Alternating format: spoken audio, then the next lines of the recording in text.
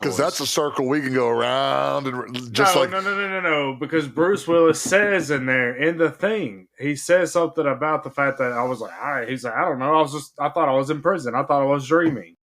Why don't you explain it to me like I'm 5? Sounds right.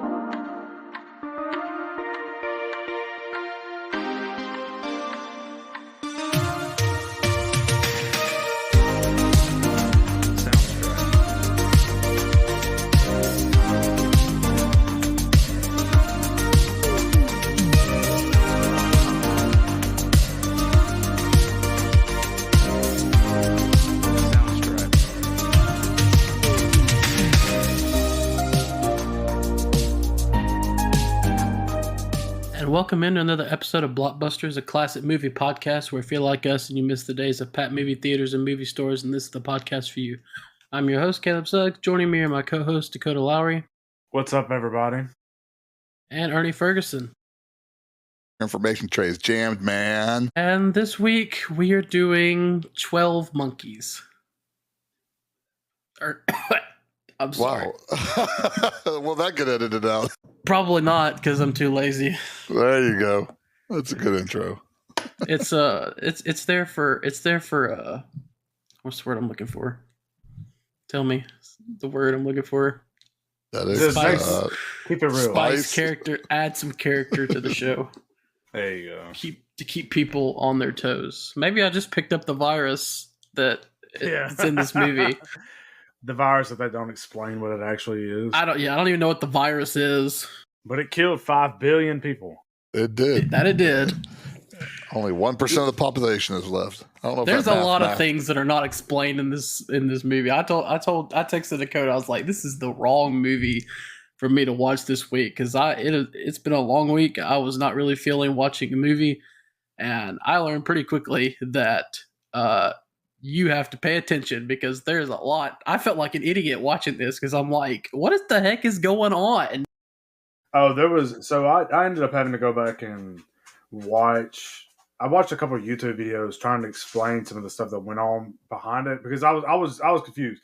And I'm not even gonna lie, when I watched this, I had about 3 hours of sleep over the course of 2 days. Man. God. So it was I was already like half asleep as it was watching this, and then I've watched this a couple times trying to figure it out.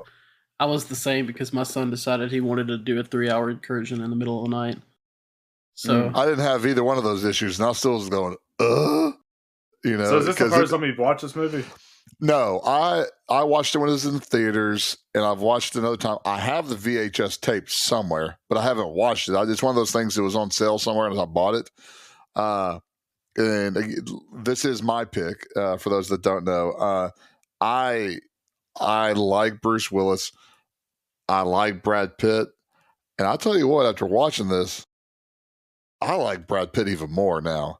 The acting is fantastic. Yeah. Oh, the acting is great. Madeline Stowe. I didn't like Madeline Stowe. I'm talking more about Willis and Pitt, who are your two stars. So, to me, this is where, we have seen Hudson Hawk and Die Hard.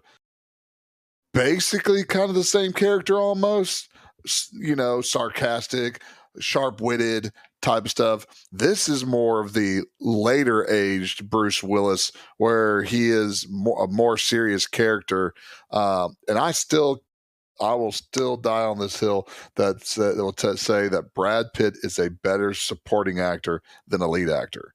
Where he can cook and he can just go berserk because he goes nuts in this movie.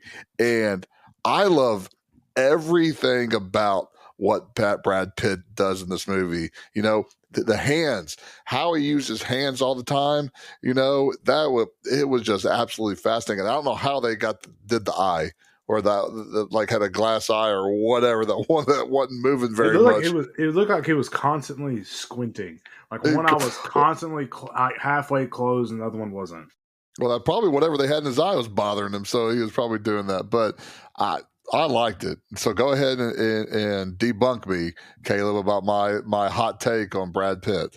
Oh, you're completely wrong. We've discussed this before. I mean, yes, Brad Pitt can be a great supporting actor. because he's a great actor, but he's also a great lead actor. I mean, you can look at any number of movies like Moneyball, Once Upon a Time in Hollywood, F1 that just came out.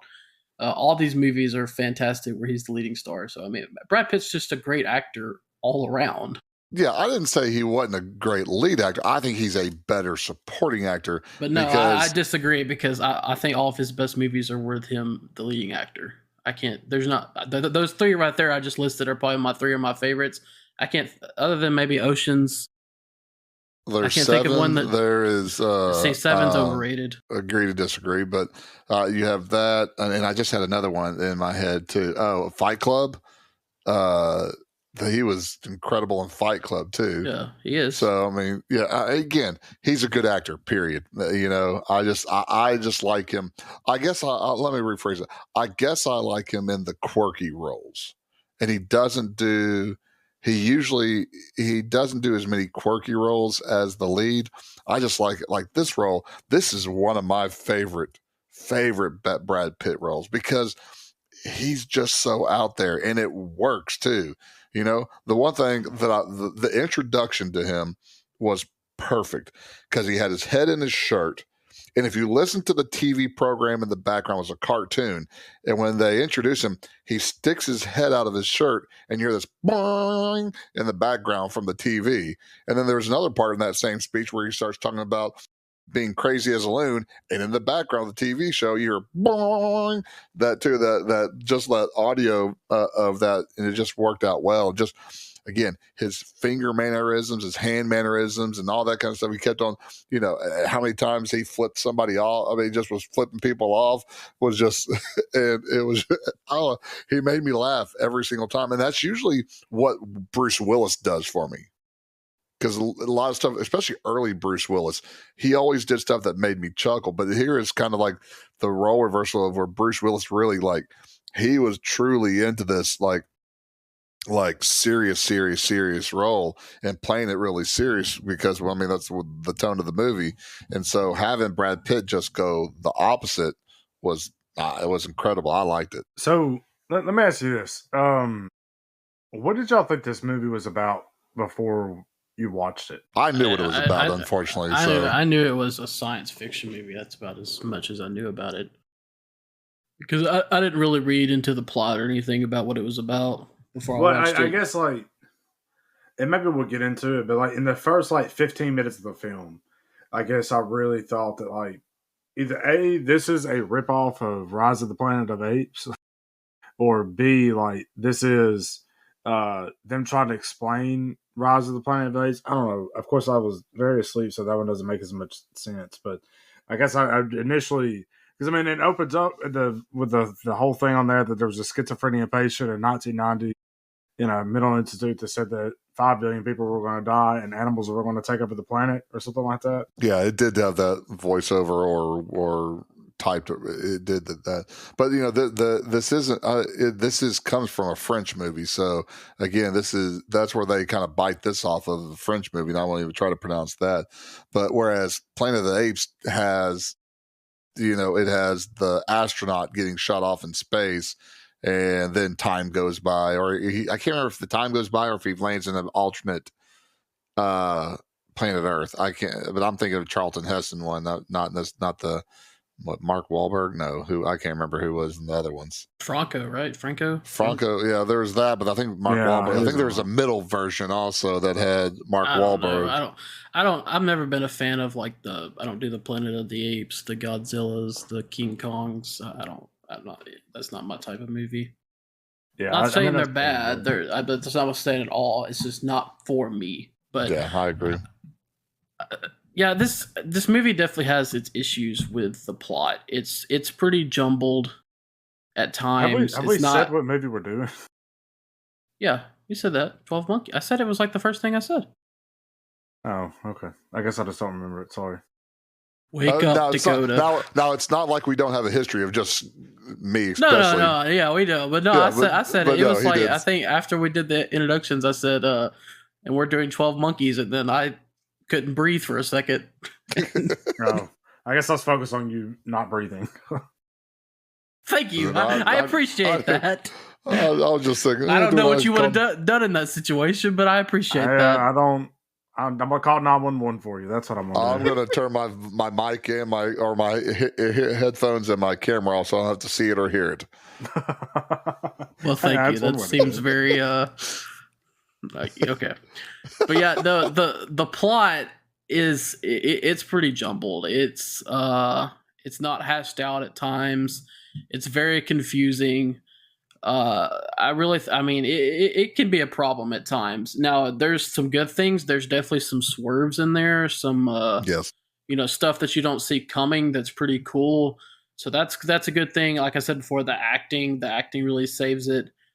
This just with the plot, it could have went south badly if you don't have, like I said, some of those swerves and then the great acting. Yeah, this I feel like initially watching the movie and not having known anything about it, you really have to think a lot.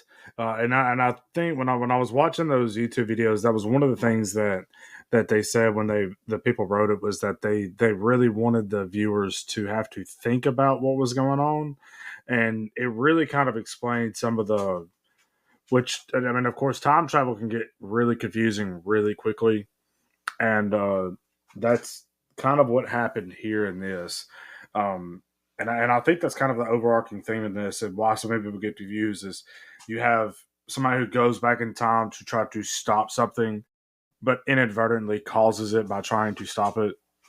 And Yeah, I mean, how many time travel movies have we done by now? We've done Back to the Future. We've done Terminator. Have we done? I feel like we did at least one more. Am I wrong? I thought too. I thought I'll look while you can't- talk. Yeah, look it up while I talk. But I don't know. I'm pretty sure I've said this on pretty much every time travel movie we've done, and I've said this long before we started doing the podcast. When you do a time travel movie, you're really walking a tightrope, because if you don't have a good plot, if it doesn't make sense, it can go sideways in a hurry. Now, there are things that can save it, like in this instance, the acting saved it and stuff like that. But I mean, you can get it where because time travel, to me, there are really good time travel movies like the Terminator and Back to the Future. I enjoy both of those. But even when I look at stuff like Endgame, I mean, Endgame's obviously made the most money of all time, right? as far as time travel movies go, yeah. I think of any movie, I think it made, because it made like $1 billion in the first week. But as great as I love the ending to the movie, the middle part, the time travel part, is not. It gets pretty boring in there. But I think that's one of the things though about this movie is it uses it as a vehicle, but it doesn't. Here's my problem. I don't even know, how are they time traveling. Like, he just. See, that's what I like about it. But that's the thing. I don't need to know a Rosenblatt bridge or whatever, stuff like that. It's just the vehicle of telling the story part of it. To me, that's not the whole entire part of this for me. For Terry Gilliam, the director of this movie, is there. It's supposed to be confusing. It is part of the whole entire underlying story. When you get to the very end and you're sitting there saying, "Whoa, that's James Cole as a young kid watching James Cole as an adult getting shot," to me, I don't try. That's one of those things I don't try to figure out. I also don't want to figure out what the disease, what the epidemic actually was. I don't care. You gave me an epidemic. Okay. You've got time travel. That's fine. Because I think you get kind of dicey whenever you're in a movie and you're trying to explain all the different, how they're doing time travel, or to me, they explain the consequences of the time travel by saying the past cannot change. And so that was kind of this is how we're explaining the effects of time travel. I don't need to make a 2-hour plus movie, almost 3-hour movie, or add 10 more minutes to explain, okay, we're going to put him in this weird looking thing and shove him in a hole and then he's going to boosh and disappear type of thing. But I think, and I don't need that either, because that goes along with what I'm saying is, if you get too complicated in the plot of a time travel, it can turn people off. But at the same time, it just feels lazy, because he's just, I mean, he's just there, and then suddenly he's in 1990, and then suddenly he's back in 2035, and then suddenly he's back. I mean, it's almost like when he was laying on the table, chained to it. It's almost like the people in the future were watching him, and they knew to. I mean, it just didn't make sense. Like, how is he time traveling? I need something. Give me something. It doesn't have to be extravagant. I just him just popping in and out all of a sudden. Doesn't make any sense. Yeah, and well, it's like you said. I think it kind of goes into that whole like. I think their whole thing is like the past cannot be changed, right? That's what they say. I'm okay with that. I actually like that part. I like the fact that they said like, "Hey," because it's not one of those things, kind of like Rhodey in Endgame, where he's like, "Why don't we just go back and kill baby Thanos?" I like that part where it's like, "Hey, just going back and killing the guy that makes this virus or whatever, is it going to change our present?" The only thing that can go back in time that's going to help is trying to figure out a cure. I enjoy that part. Yeah, no, I'm talking about like the pulling him out. Like, I mean, if you can't really change time, like in theory, they should know where he's at that time. What do you get by knowing how he time traveled? I mean, how does that? To me, okay. Here's the question: as far as movie making, how does that help push the plot of the movie when you have that specific detail? It doesn't leave me there wondering. It doesn't have to be the most extravagant thing in the world, but like, so after watching this movie, that was your biggest question: was how does time travel? I have a ton of questions about this movie, and that's what. Like the very first time he time travels, and she comes in there. She's the doc. You see the doctor, and she goes in there with the patient. I thought it was going to be Brad Pitt. Because I was like, well, we haven't seen him time travel yet, so it can't be Bruce Willis. And so when you see him, I'm like, what the heck just happened? Yeah, they also don't explain the fact that he's in the future or in the past very well. I think that's on purpose. Yeah, that 100% think that is on purpose. Wait, you're going to tell me that these scientists, whoever they are, have found the ability in the future to time travel, that have not found the ability to cure whatever disease this is? I guess one of these solving a cure to a disease is a little bit more plausible than solving how to time travel. Come on. So again, at the very end of the movie, when was it Dr. Peters or whatever is on the plane? The lady he's sitting next to is part of the underground doctors or whatever. So again, that goes back to this whole entire. What is this movie? I don't know. That's one of those things where, like, my brother would sit there and he would try to figure all this kind of stuff out. To me, I'm just like, it's one of those things that makes you think, okay, what was the true purpose of sending Cole back? Was it to truly find the pure form of it, or were they sending him back to actually to make sure that this happened? Because I don't know that there's so many deep thoughts with this movie that that's why I go back to Brad Pitt, because I don't have to think at all about what Brad Pitt's doing. He makes me laugh. It's funny, and I don't have to go beyond surface level, because I ain't a deep thinker, and I don't want to be a deep thinker. Well, I also think one of the problems that this movie has with it is you don't have a clear antagonist. There's no clear bad guy, or obviously like James Cole or whatever his name is the main character of this movie, but there's no and obviously his goal is to find the cure or disease or whatever it is that he's looking for, but there's no bad guy that he's trying to stop. There's no him going back and trying to trying to find the specific scientist. He's just trying to find this organization called the 12 Monkeys, who he doesn't really know who it is. And then, I don't know. And I just feel like it would be better if this movie actually had a villain also. It doesn't really have a villain. It's just more like a story, like a retelling of history, I guess. Well, 12 Monkeys is a 1995 American science fiction thriller film directed by Terry Gilliam from a screenplay by David Peebles and Janet Peebles, based on Chris Marker's 1962 short film La Gente. Stars Bruce. I don't know if that's right. That's what we're I don't care. I own it. My French ain't very good. But it stars Bruce Willis, Madeline Stowe, Brad Pitt, and Christopher Plummer. Set in a post-apocalyptic future devastated by disease, the film follows a convict who is sent back in time to gather information about the man-made virus that wiped out most of the human population on the planet. The film was theatrically released in the United States on December 29th, 1995 by Universal Pictures. It received positive reviews from critics and grossed over $168.8 million worldwide against a $29 million budget. At the 68th Academy Awards, the film was nominated for Best Supporting Actor for Pitt and Best Costume Design. It garnered 7 nominations at the 22nd Saturn Awards, winning 3, Best Science Fiction Film, Best Supporting Actor, and Best Costumes. Pitt also won Best Supporting Actor at the 53rd Golden Globe Awards. Kind of surprised it won for Best Costume because I didn't like the costume. The big plastic things he was wearing was not for me. It was very much like watching a darker, grittier version of Fifth Element costumes. If you've ever seen Fifth Element, just weird plastic costumes and stuff like that. It was just weird. I had to remind myself. Did he quote the Fifth Element in this movie? I don't know. Fifth Element came out afterwards. So after Oh, okay. Never mind then. He went back in time.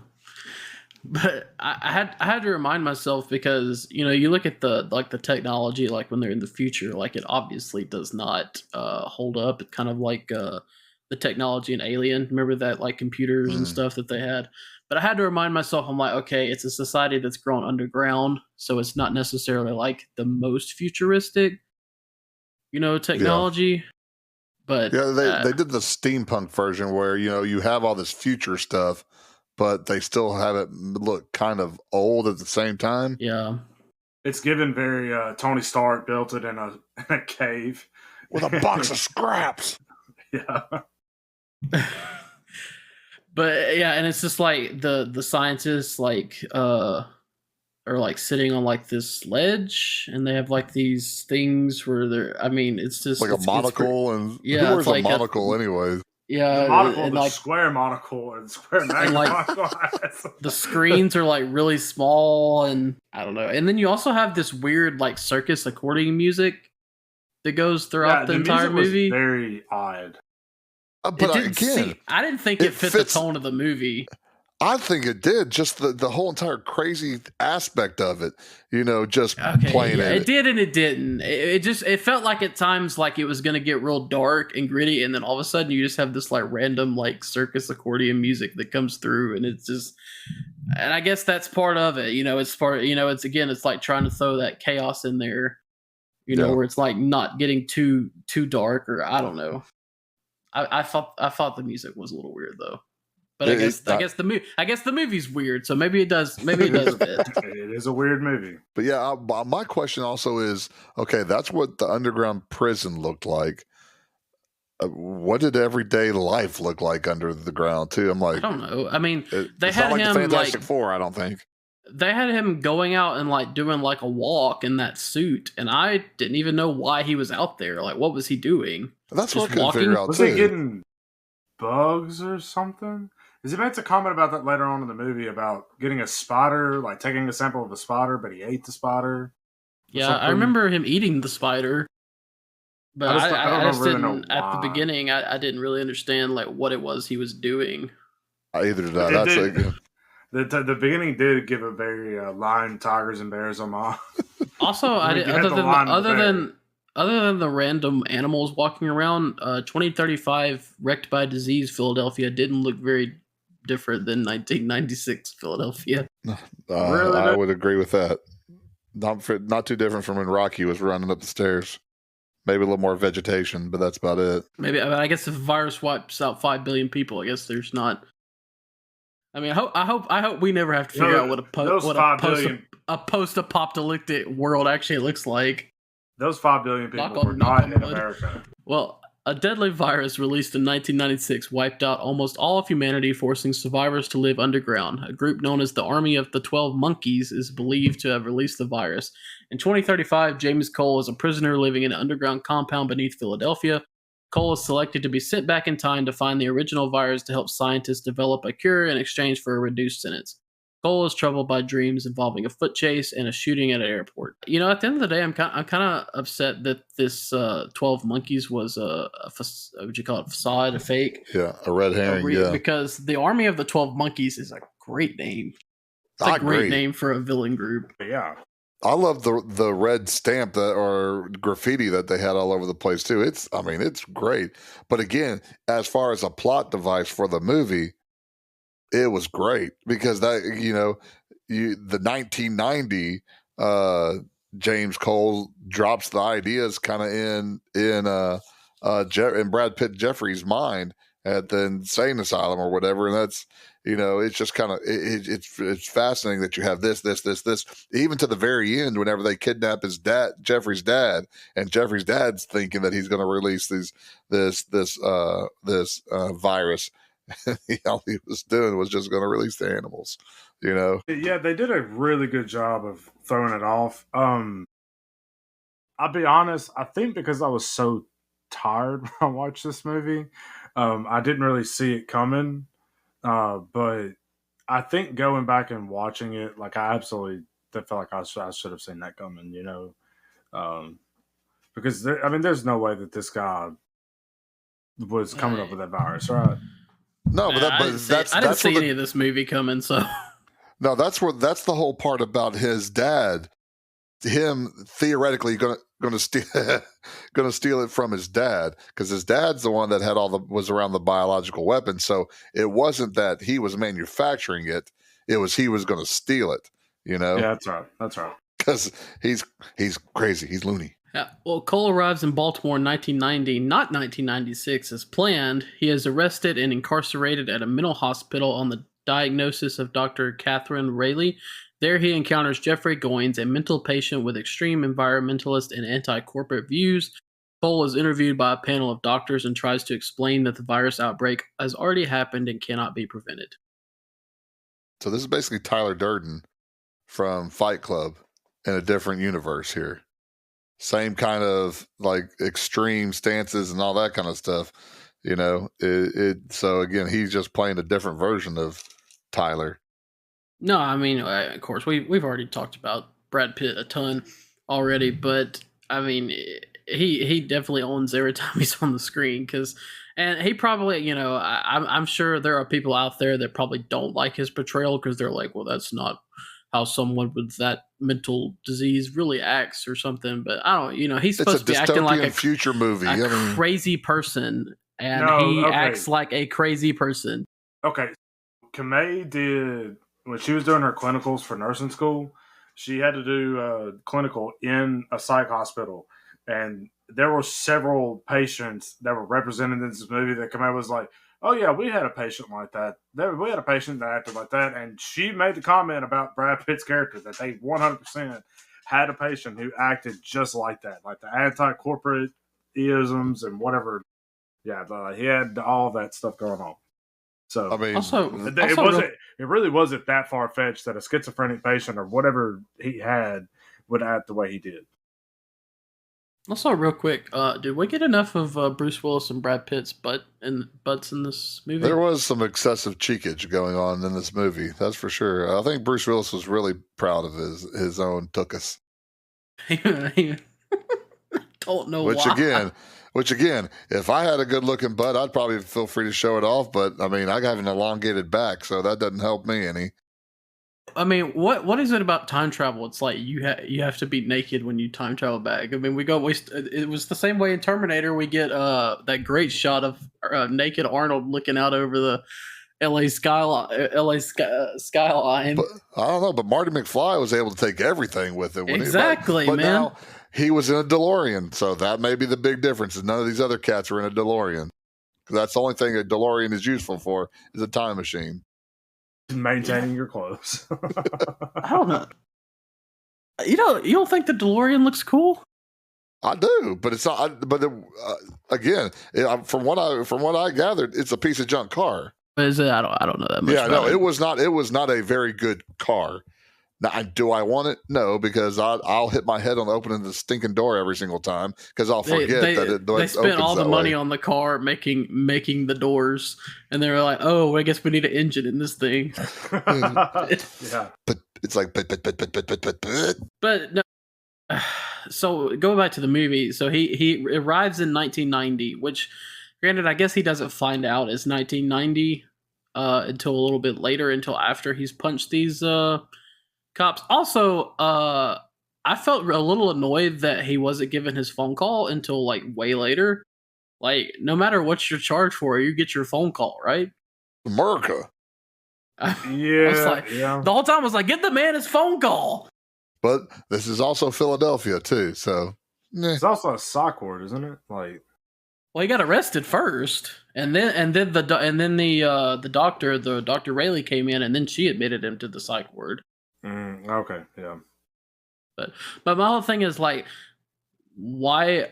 Again, I guess he didn't know it wasn't 1996, so I guess that kind of answers he was the expecting question. to come. Yeah, he was expecting to come in 1996, but he Because got he there in was- 1990. He was very adamant about getting his mission done very quickly. Yes. Of course, my thinking is like, okay, I feel like in these time travel movies, you have to think like, okay, you have to think, I'm going back to 1996. If I tell people that I'm from 2035 and that I've come back in time to stop this deadly virus that's going to kill 5 billion people are going to think I'm an idiot. Maybe Yeah, your you brain feel like gets you would- scrambled. Maybe you feel like you would have something that'd be like, hey, this is going to happen in 10 seconds. This is going to happen in 10 minutes. This is going to happen in 30 minutes. Just kind of That would be the plan. to prove it. But yeah, no, they kind of just dropped him and there was like, hey, figure it out. Good luck. It starts with Philly.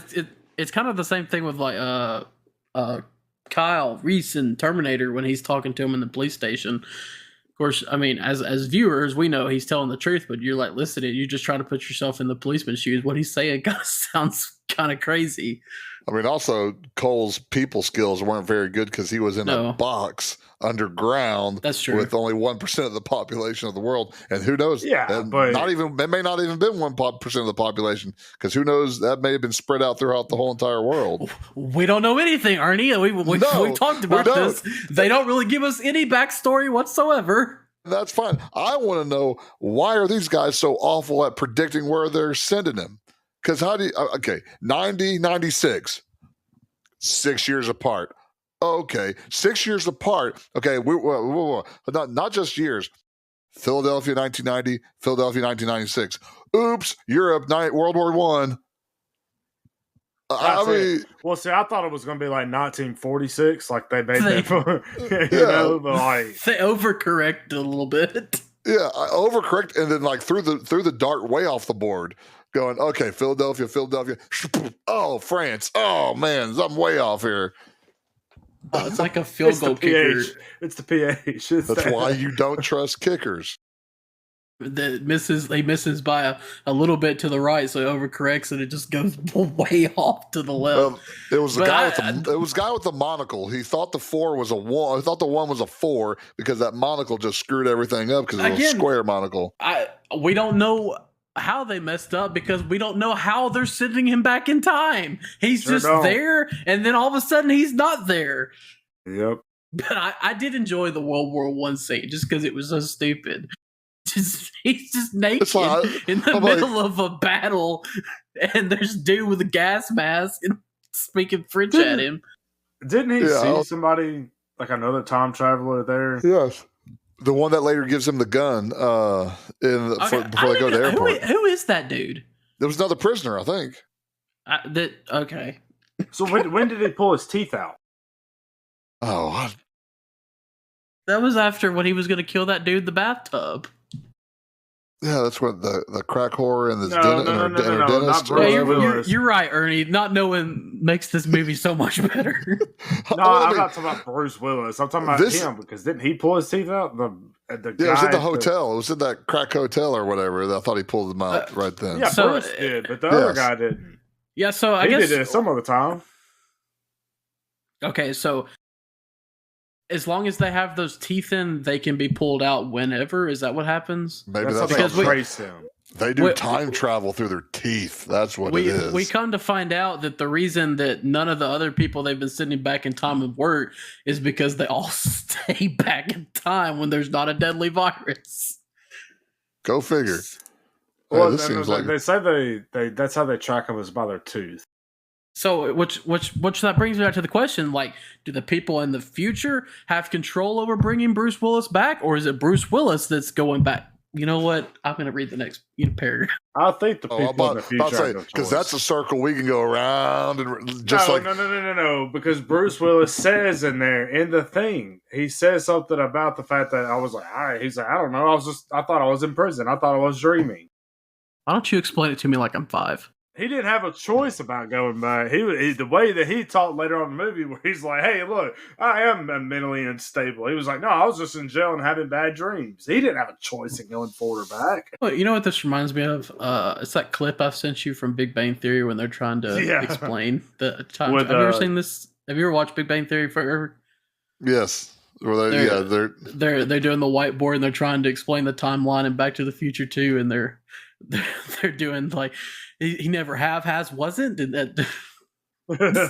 this is why time travel movies are hard for me, like, so because if you really get to thinking about them, if you don't have a solid plot, they can make you have like the dude with the crazy that's trying to connect the dots, you know, the meme with the day from It's Always Sunny, ironically, in Philadelphia. Which, again, there is no future in this movie because 2030 or 2000 whatever is the present, and then 96, 90, and World War I are all in the past, you know, so there is no actual future in this movie. So, you know. Yeah, he's like 1996 is the future. No, it's the past. Well, dude, 1990s no, it's the past. And just go on. Well, after an escape attempt, Cole is sedated and locked in a cell, but he disappears and awakens back in 2035. He is interrogated by the scientists who play a distorted voicemail message that asserts the association of the Army of the 12 Monkeys with the virus. He has also shown photos of numerous people suspected of being involved, including Goins. The scientists offer Cole another chance to complete his mission and send him back in time. Cole briefly arrives at a battlefield during World War I, where he sees another prison inmate who was sent back in time, Jose. Cole is shot in the leg and gets transported to 1996.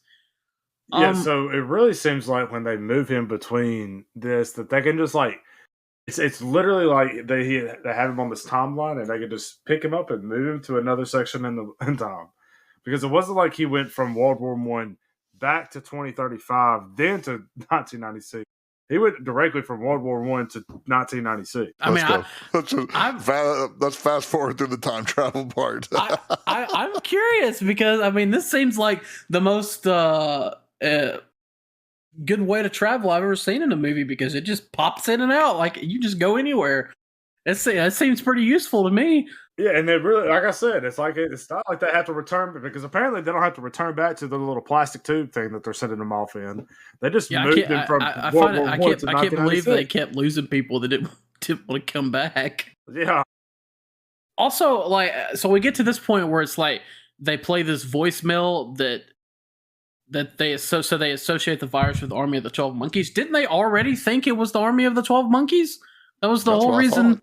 That's what I thought. In theory, if you can't change the past, they've always had this voicemail. Ernie, I'm going to need you to not pick sci-fi anymore. You just stick to your lane. This isn't even sci. It's not the fact that this is sci-fi. It's the fact that this is a freaking time travel bull. That's the problem with this movie. This was it was the Brad Pitt Bruce Willis mixture, and it just happens to be a sci-fi movie that they're in. To be fair, I almost picked this movie too, but I could never find it for free. And that's the whole reason I haven't picked it. It draws you in. 12 Monkeys? It's got Bruce Willis and Brad Pitt? Yeah, What's it about? I don't care. I know. And then it made a good bit of money at the box office too. It did. And even early on. Well, this seems like one of those movies that it came at a time, it was kind of like that edgy, you know what I'm saying? Like, you get people around Ernie's age, you know, that young teenager, or not teenager. How old were you when this came out? I was in college when this was. Yeah, that college age. So it's kind of edgy, and it makes you feel like you're smarter. It makes you smarter by saying you like this movie. You know what I'm saying? Yeah, this is like one of very those Ted art. Mosby type This is movie. like It's a like mainstream art house movie type of thing. I mean, but also you have Brad Pitt, who's coming off True Romance, Interview with a Vampire, Legends of the Fall, and Seven, and then you have 12 Monkeys. So his star is bright as can be. Bruce Willis's was kind of iffy at that point, but what you had is his resurgence in '94 with Pulp Fiction, and then Die Hard with a Vengeance, which is the third Die Hard, which is pretty good.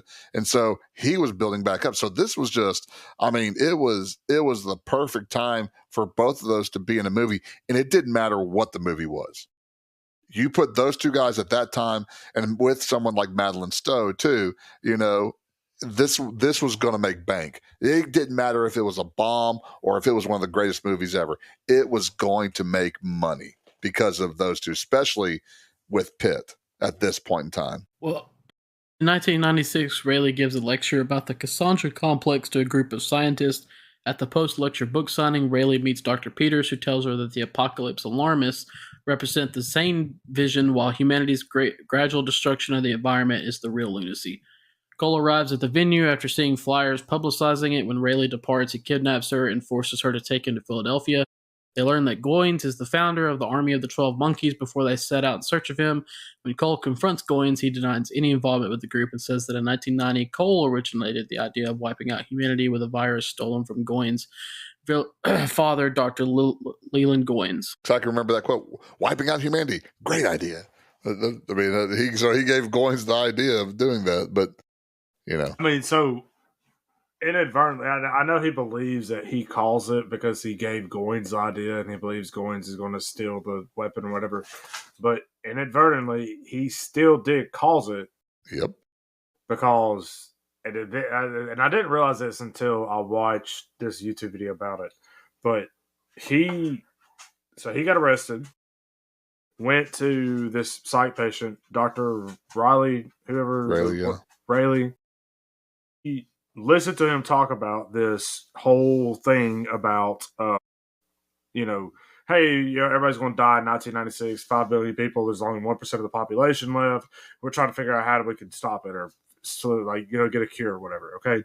So then she apparently, at this point in the movie, goes back and starts studying other scientists in the past or other people in the past who were then admitted as like crazy people, saying that this is the future events that took place and, then they actually came to pass or whatever.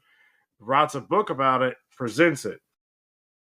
And so inadvertently, if he had not said anything to Rayleigh, this wouldn't have never happened. So James, whatever his name is, Cole, still calls this all out. Yeah. Because Dr. Peters, the actor that plays Dr. Peters, does a good job of playing just those kind of like creepy like dudes. And, and that's what he did a real good job of playing that creepy, even while he's getting her to sign her book and she's got all these other people who are normal and just the looks that he had on his eyes. So he did a good job of just playing that kind of kooky, strange, creepy scientist, which most scientists are creepy and stuff like that, especially in movies. Stereotyping. Yes, very much so. Have you ever met a scientist? Like a real scientist? If we stereotype the dumb football player who gets by on just the fact that he's a football player. Exactly. I mean, Cole is transported back to 2035, where he reaffirms to the scientist. Yeah, we get the whole thing where he's just standing there. I love the fact that he's like talking about like, hey, I can just live here. There's water and there's air, and then he's just gone. Again, he's just gone. And they don't explain that, do they? I don't remember them. No, because literally we get the woman later. She was like, you were here and then you weren't here. You don't see that. Like it just cuts to a scene of him in a locked chair, like with this weird little TV ball thing hanging in front of him, and he's having a FaceTime conversation with his doctor. Yeah, well, Cole's transported back to 2035, where he reaffirms to the scientist his commitment to his mission and asks to be sent back to complete it. When he finds Rayleigh again in 1996, he tells her that he now believes himself crazy, as she had suggested. Haley has discovered evidence of his time travel to the Great War, which he shows him believing he is sane. They decide to depart for the Florida Keys before the start of the plague. Ernie, the plot of this movie is so crazy that the main character who is time traveling believes he is crazy. That's the beauty of this. That's the whole entire thing. Is you could make an argument: is this entire movie real or not? You know, is it in his head? Like, I mean, for example, Ferris Bueller's Day Off. Was it real or was this all in Cameron's mind? You know, was that whole entire day all in Cameron's mind, and did it actually happen? And that's kind of, I mean, not the same in the same boat as this. You know, our narrator, our main actor, is not. You can't trust what he's saying and what he's seeing. So, as an audience member, you don't know what is truthful and what is untruthful. You don't know what is true or false. So that's to me, that's the point of it's kind of the point of the movie. If you've ever seen like European films, a lot of them are not like American films, because American filmmakers treat Americans like we're idiots. And so it's color by numbers. It's going to be straight ahead at you and derp, derp, derp, derp. So I can understand it. Whereas European movies, I never knew. I wanted to be treated like an idiot. There are some movies I want to watch Billy Madison, and I want to go derp, derp, derp, and I want to see the back to school, to prove to dad I know food. I mean, I want that, you know, but it's a movie without a happy ending too, which I don't want to watch all the time, but I appreciate a movie that doesn't feel like it has to wrap it up with a big red bow and make everything happy and let Bruce Willis save the day, you know? It's the only time he's died in a movie. It had to be the first time he died in a movie. Really? I would think so. I would think it's at least the first time he died in a movie. Maybe I don't know. Probably not the only time, because he's been in a lot of movies. But I can't think of anything beforehand. Obviously not Die Hard, because he's in 17 Die Hards. Bruce Willis movie deaths. Is this a website? Did you bookmark this? This is on IMDb here. Billy Bathgate as 1991. Death Becomes Her in 1992. Mortal Thoughts. Okay, so obviously I was very wrong. He died a lot before this. Well, Billy Bathgate, though, is a biopic. So, yeah. And Death Becomes Her is kind of like a dark comedy, too. So it's not. Yeah, it's a little bit different. They're not big name movies. Mortal Thoughts. Yeah, I don't know. This is the first big movie that he's in. I guess I don't want to say blockbuster, but I mean one of the bigger name movies that he's in that he actually died in. Well, how can you be dead if you see dead people all the time? I don't think he's seen that movie. No, but I know what he's talking about. But there is a quote that's almost like identical to that in this movie. I just can't remember it was. Or was it Pitt? Was it him or Pitt that said it? I don't remember who said it. I remember the quote. It was in the. No, he said it. He said it because he was punching the dude in the face, and then he stands up and says, "I see dead people." Well, that's right. Yeah. We should do that movie. It's a great movie. Anyways, that is your pick this week, isn't it? Yeah, but I'm not going to choose that. I'm not. It's too late to swerve that hard. I don't even know if it's available or anything. You could go any direction. I want to say we have no clue what you're picking. So. Anyways, back to this movie though. I did enjoy the whole thing where she pulls out the book and it's got that picture of him from World War One. He's got like this stupid look on his face. Now, look, here's it. Is it there? Didn't she look at one picture that didn't have him in it, and then look at another picture that did have him in it? It was the cropped picture. It was the cropped picture that didn't have him in it, and so then she was looking for the original picture. How in the world she looks at this cropped picture and goes, "Huh." Well, I guess it was, there's a stark naked guy in World War One that's just staring at this dead body that I have a picture in my book. Okay, here's my question though. So like, obviously they've talked about how going back in the past is not going to change things in the future. So like, how would going back to the World War One timeline, how would that picture how would it be in the timeline for when he jumped back to 1996? Would that not be two different timelines? No, it's the same timeline. But okay, so if it's the same timeline, then how could not killing the dude? He had to go back to 1916 or whatever World War I it was. This is still the same for the picture answer to be in there for her to believe him. That this is the answer is that Cole is the reason from the get-go that the disease goes.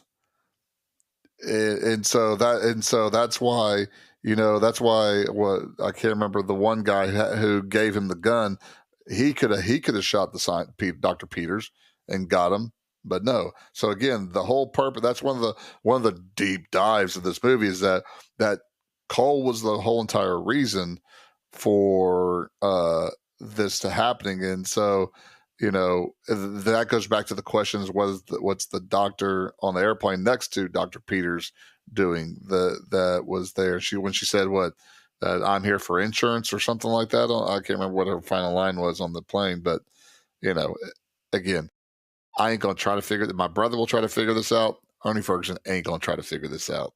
I'm just gonna go, okay, we're getting close to bad toupee time, and it's coming up. Well, Cole and Rayleigh learned that the Army of the 12 Monkeys was not the source of the epidemic. The group's major act of protest is releasing animals from a zoo and placing Goins' father in an animal cage. At the airport, Cole leaves a message telling the scientists that they are on the wrong track following the Army of the 12 Monkeys and he will not return. Cole is confronted by Jose, who gives Cole a handgun and instructs him to follow orders. Rayleigh spots Dr. Peters at the airport and recognizes him from a newspaper as an assistant of Goins' father. Peters is about to embark on a tour of several cities that matches the viral outbreaks chronologically and geographically. I'll say this is one of the parts of the movie that I can appreciate it, because it kind of starts tying things back together. Because you get the voicemail that she leaves that's played at the beginning of the movie. You get the suitcase that Bruce Willis keeps seeing in the dreams that he's having. And this is where you realize that, this is a Bruce Willis as a kid, or James Cole, whatever his name is. You get his character as a kid in here, and you realize, okay. And I think you realize kind of early, especially early on in the airport, saying that, he's about to die, because he watched him die. He watched himself die as a kid, and you really get a lot of the you could see where I don't know how to put it, but you can see where the writers are really tying things together. You mentioned the voicemail she leaves. I just love the fact that she goes to call and she comes running back like they're all saved, like it's all okay. Like, it was just a carpet cleaner. It's like it's all good. Like, what did she expect? That she was going to call and it was going to be like, we're scientists from the year 2035. You have called. to be fair, that's what he did in 1990, wasn't it? To reach our... yeah, but he knew what he was calling there. She was taking a shot at the dark, and so... No, he asked if the woman at the house was a scientist, did he not? To reach our virus division, please press 2. With a rubber glove so you don't spread the virus on the phone. Which, how did Dr. Peters... I guess that this goes back to the unknown questions about the disease, I guess how long did it take for it to pass? Because if he said it on all these different cities, homeboy must have... I don't know. I guess my question was he on the only vaccine to it? Okay, that's what I was wondering, if he was on a suicide mission or if he was like setting it up to watch the world burn. Some people just like to watch the world burn. We don't know, Ferg. We do not know. It's up to your imagination. It is a movie some assembly acquired. Have fun. There you go. Some assembly. Write your own ending. Well, Cole is informed of Peters by Rayleigh, then forces his way through a security checkpoint in pursuit of Peters. Cole draws his gun, then is shot by police. As he lies dying in Rayleigh's arms, she scans the crowd around her. She makes eye contact with a small boy, the young James Cole, witnessing the scene of his death, which will replay in his dreams for years to come. Peters, aboard the plane with the virus, sits down next to Jones, one of the scientists from the future, who comments that her job is insurance. The young Cole watches a plane take off from the ground outside the airport. I don't know who shot him, but they were a heck of a shot. They got him square in the heart. That was a shot. That's some talent right there. And why did he care Yeah. if he hit by innocent bystanders? He had that hand cannon with him. He should have just pulled the trigger. If they were all going to die anyways, I mean, sacrificing one to get that guy. I mean, Yeah, there's no chance he was hitting him. Not full sprint like that across an open room like that. No chance he's hitting him with that. little doubt. You doubt the criminal mind. I do. I do. Wait. This guy didn't shoot anybody, did he? James Cole didn't shoot anybody in this film, did he? No, he just beat him up. He just beat him. His bare hands. He got shot himself, and then goes a very long time with it in his leg, and apparently he's not bleeding out or anything, even though he hasn't addressed it. But from a 1916 bullet. Yeah, that's the thing. They're sitting in his car for a long time before she ever even notices the fact that he's bleeding or has an injury with his leg, and she's like, "What's wrong with your leg?" And then he looks down. He's like limping around, and she's yeah. Which, I mean, in her defense, she got kidnapped. I don't know what does jumping from 1916 to 1996 cauterize the wound? Ooh, good call. That's what it does. Yeah, that's the unwritten rules of time travel. Cauterizes injuries. right behind hitting 88 miles an hour to go back in time. That's the second one. You have a wound, it'll cauterize it. There you go. Then you have to be buck naked to be able to go through. Yes. To try time travel. The rules of time travel are very specific and very odd. It's not that you have to be buck naked. It's that you become buck naked. Cauterizes the wound, but does not bring your clothes along with it. No. In Terminator, you have to be buck naked. Yeah. Well, okay. Well, they usually are. Monkeys, he just likes the freedom because he's been locked up, and so he didn't want to wear that cod piece that he had, so he just go. Oh. Okay. Yeah. Yeah. Okay. Well, we're at the end of this movie. I think somewhat thankfully. My brain hurts. I'm going to need some Tylenol after this. Guys, do you have anything to add before we move on? I don't think I do. I don't. You know what? I could go for a Nino Brown reference right now. I tell you what. Hey. Nino Brown, sure enough, would have shot Dr. Peters. He wouldn't have got him. He would have put his gat sideways and put him full of hot lead. He wouldn't have got away. Well, he was crying while he's doing it. Exactly. No, he wouldn't have cried for him. After he shot him, he would have taken him to the Brooklyn Bridge and dropped it and hung him up to dry, and then drop him. He would take the body from Philadelphia Airport to the Brooklyn Bridge. Make a point, man. All right, so you don't come from the streets, Suggs. You don't understand. No, I do not. Neither do I. So yeah. All right, so we'll go on to these rankings. I'll go first. It's gonna be fun. I don't think the movie's bad. I really don't. It's not like I just like. It's just this movie's. It's just it is confusing, and I feel like, I look at the Rotten Tomato score. It was what was it, 85 or 95? I think it was Rotten 95. Tomatoes 88. 88 and popcorn is 86. Okay, so maybe it wasn't as high as I thought it was. But so I just feel like it's one of those movies where it's like we're saying that this is so amazing, like we're trying to sound smart. You know what I'm saying? Like, because it's just the plot. It's just kind of all over the place. But as I said before, it is saved by the acting. I think Bruce Willis is great in this. You mentioned it. At this point, it was kind of a different for his character compared to the John McClane, character he'd played, or the Hudson Hawk or anything else to this point. So that was cool to see him in a different light. He plays the role really good. I enjoyed watching him. Brad Pitt was the one that got awards for this, but I think Bruce Willis's portrayal was right up there with him. But at the same time, Brad Pitt was great in this as well. Of course, he's great in everything. I think I've said that many times. So yes, the plot has me all over the place, and I don't understand a lot of it. But at the same time, I can look at it and see that the acting is really good, and at least there's something there. It could be worse. It could have been a movie that the plot makes no sense and you have really bad acting, right? So I look at it. I think I'll still give it a 7.5. Overall, I didn't think it was bad. It's not something that I'm probably going to watch again, but I didn't hate watching it. Wasn't no Lost in America, that's for dang sure. Or we still haven't gotten Jumanji. close. We still haven't gotten close to that yet. So All right. I don't know if I don't know. Like this I'm movie, sorry. I don't know if I did a good job explaining my reasoning for any of that, but I'm gonna go with 7.5.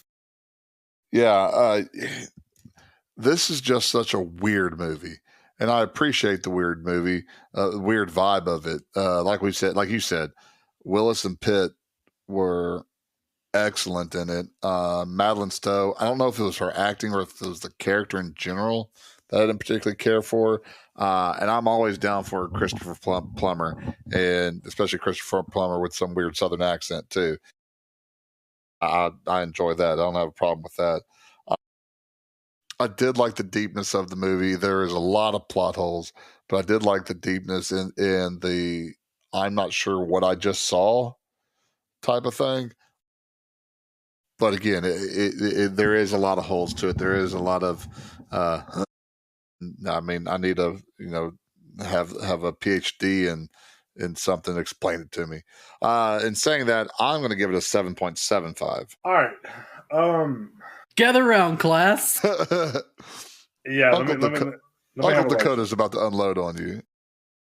Don't unload on me. It's your pick. He can unload on you this time. Okay. Well. Oh my word. Words. Yeah. You just y'all made me lose my whole train of thought that I had there. That's what she said. So the thing about what? I don't know. Makes sense. That fits perfectly with this movie. This episode over yet? Oh Lord. All right. So I mean I agree with everything that I said, especially the acting and stuff like that, and it does a lot. I think what this movie does well is it allows movie makers now to make movies where you have to stop and think. That because this being a movie that was kind of commercially, had so much success with it, and made as much as it did at the box office, it now allows people to make these movies, and I think it really, I mean, because you stop and think, you have other movies that are very similar to this. You kind of have like Shutter Island's kind of like this. You have Inception that's kind of like this. That's these kind of deep thought movies where you have to really, really pay attention to what's going on in order to really know like what's happening. And I think I appreciated that about this movie. I really, I know, like, just if you sit down and watch this movie and you don't really, it is confusing and you don't really get it, and it doesn't really make a whole lot of sense. However, I have sat down and not really like try to connect all the dots, but try to like have listened to other people's reasonings and try to connect in the dots. And the movie makes a lot more sense now that I've listened to that. And I think it has brought a lot more of an appreciation for this movie for me than if I had just not worried about doing that. I think, I'll be honest with you, I think the average person watching this just off the, doesn't have any clue about it. It's just like going to the movies and it's like, okay, I don't really get it. I feel like they're going to give this movie a 6.5, something like that. But I think if you really sit down and take the time to think and work out some of the issues in this movie becomes a lot better. You start seeing where the writers really looped some stuff back together and tied some stuff back together, and I really appreciated that. So I'm going to give this movie an 8 because I feel like the writing did a lot better in this than what it was, because a lot of the issues that we've had with the film haven't necessarily, I mean, obviously, yeah, there's like plot holes and things like that we've had with it. Where like how does he actually time travel and, things like that. But the actual, meat of the film, while it is confusing, it does really kind of make you think and make you try to connect all the dots. It's not just spelled out for you. And I think I appreciate that a little bit more now that I've actually sat here and talked about it. I tell you what, me and him have been best friends for a long time. And this show, I'd never know what way he's going when we do this episode. You got to keep you on your toes, just like this movie. Well, I'll be honest. This is, you're about to say it got a 7.75 from the three of us. That's higher than I thought it was going to get. I mean, I didn't think so. Because I didn't think it was bad. Because I didn't know. Again, going into this, I can only guess what y'all think. And I just didn't think it was going to be sixes, but I thought it was going to be I thought y'all were both going to be around the sevens area. I just thought I had a feeling that it might be lower, but then that's again trying to figure out how, other than I don't know. It's just hard to guess sometimes what. I think you can get a feel when you're watching a movie, even if maybe you're a little confused, that it's still you can understand just by watching it. This is a solid movie. Yeah. Whereas there are other movies you can watch and like, this is a piece of crap. I will tell you, it didn't help the pacing of the movie. The Humpteen Million ad breaks in YouTube TV that didn't help. Yeah, sure it doesn't. And now, thankfully, those ad breaks are only like 10 to 15 seconds apiece. That's true. That's a plus, but I agree with it. Unlike, and it's not like it's at a dang Pluto place. TV that has 5 ads every 15 minutes long. Every time one of us picks a movie from Pluto TV, I'm like, ugh. Well, I will say this about YouTube though, that the big downfall in it isn't that they have, it is good that they have short ads, but their ad placement is awful. It's not like they're doing it naturally, like in between scenes or anything like that. They will literally add it randomly into the middle of it, like mid conversation between two people. And then it'll just be like cutting off somebody in the middle of the word, and then it'll come back in the middle of the word again. Awful ad placement, YouTube TV. But hey, if you want to sponsor us, we'll say some good things about you to anybody from YouTube TV that may be listening to our show that gets an average of 20s to 30s listens. But anyways, all right. So 7.75. That's what our three scores average it out to. Ernie, what does that put us on our list? That ties us at 43 with The Mask of Zorro. Interesting. All right. So that's 43 on that list. If you'd like to see that full list, you can go to our website, podpage.com/classicblockbusters. That's podpage.com/classicblockbusters. You can see our full rankings list on there, as well as our individual movies that we've picked and what we've given each of those scores. You see our episodes and plenty of other stuff on there. Ernie does our website. We appreciate that. You can find us on Facebook, Blockbusters, a classic movie podcast, and you can find us on Twitter /X at BlockbusterPod1. I think, right? I always forget. I believe so. Wait, hold on. What did you say with this? What did you say this was ranked? 7.75. I thought you said 46. No, 43rd. I said 43rd. 43rd. Right? Yeah. Let's assume I said 43rd. That's what it is on this. Okay. Yeah. I thought that was my bad. I thought you said 46, which is my fault. And then we are streaming the new episode every Thursday on Apple Podcasts, Spotify, and YouTube. We appreciate everybody that's been listening. Like I said last week, we've had a little bit of a jump here recently, so we appreciate that. It's my pick, right? That's your pick. All right, so because if it was mine, buddy, that was going to be bad. So I wasn't really thinking about it until today. So the first movie that popped in my head, I asked Dakota if he'd seen it before. He said no, so that's what we're going with. We were going to do The Silence of the Lambs. Oh.